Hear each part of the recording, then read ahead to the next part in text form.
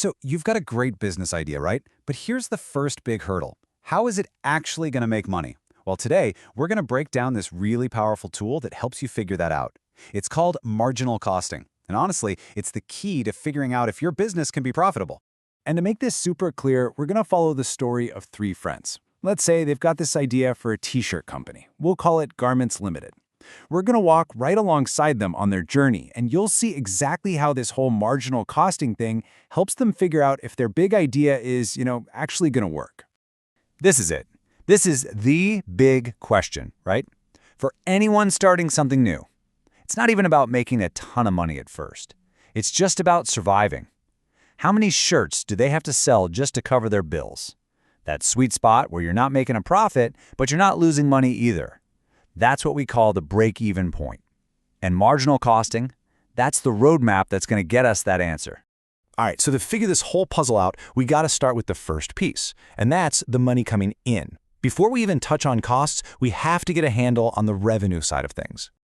Now, revenue, it sounds simple, and it kind of is, but it's such a powerful idea. It's just all the money you bring in from sales.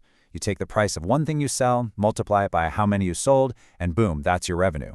It's the top line for your whole business, where everything else starts. Okay, so our friends at Garments Limited, they've set their price, 200 rupees per shirt. That's the deal. Every time someone buys a shirt, 200 rupees comes into the company. Easy enough, right? That's the first number to lock in your brain. And what I love about this is just how simple and clear it is. I mean, look at this table. If you sell 0 shirts, you make 0. No surprise there. But sell 1, you make 200. Sell 100, you make 20,000. It's just a straight line going up. The more you sell, the more money you bring in. Simple as that. Okay, so the money coming in? Check, they've got that figured out. But, that's only half the story, isn't it? Now we've got to look at the money going out.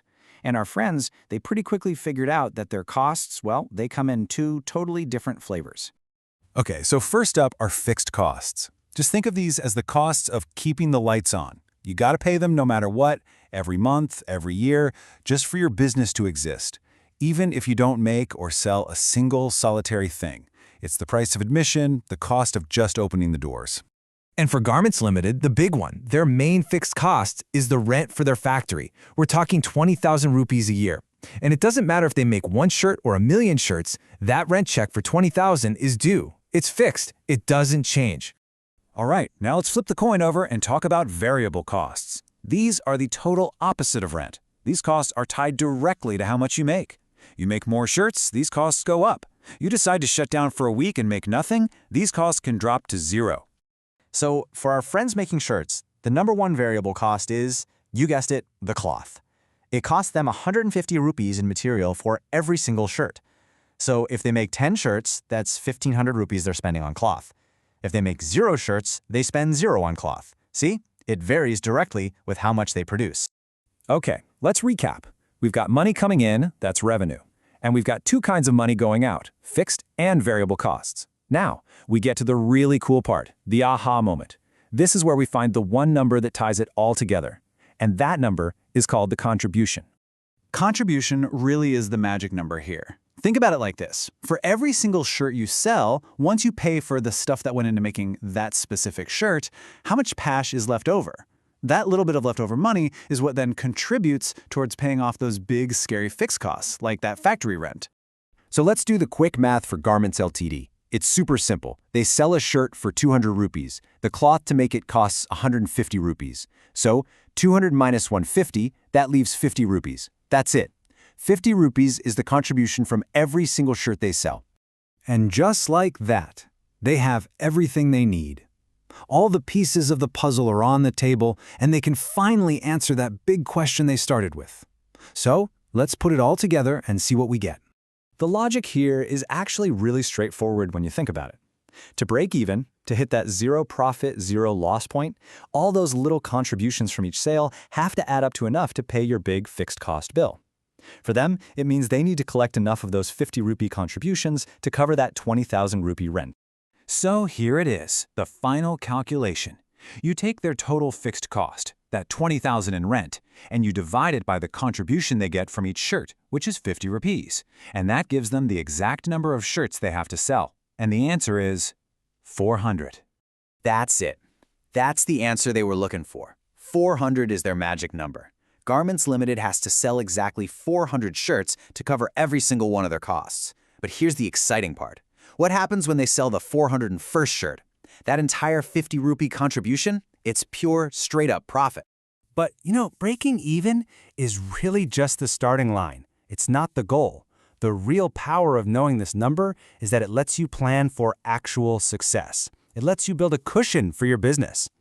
And that brings us to something called the margin of safety.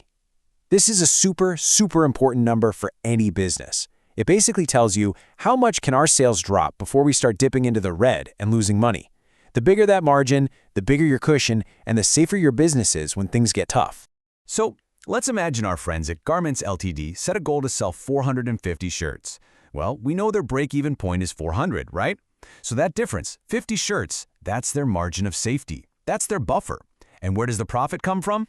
It comes from those 50 shirts. You take 50 shirts, multiply it by the 50 rupee contribution from each one, and that gives you a total profit of 2,500 rupees. Now, just a quick side note. This whole technique we've been using is called marginal costing. It's an amazing tool for making decisions inside your business. There's another way called absorption costing, which is more for official financial reports and stuff. The only real difference is how they handle those fixed costs. But for you, for planning and making smart choices, marginal costing is absolutely the way to go. Look, the big takeaway here is that this isn't just some boring accounting exercise. Understanding marginal costing is like having a strategic superpower. It gives you the real data you need to answer those tough questions. Like, should we make this thing ourselves or just buy it from someone else? Or, hey, we got a big special order at a discount. Can we afford to take it?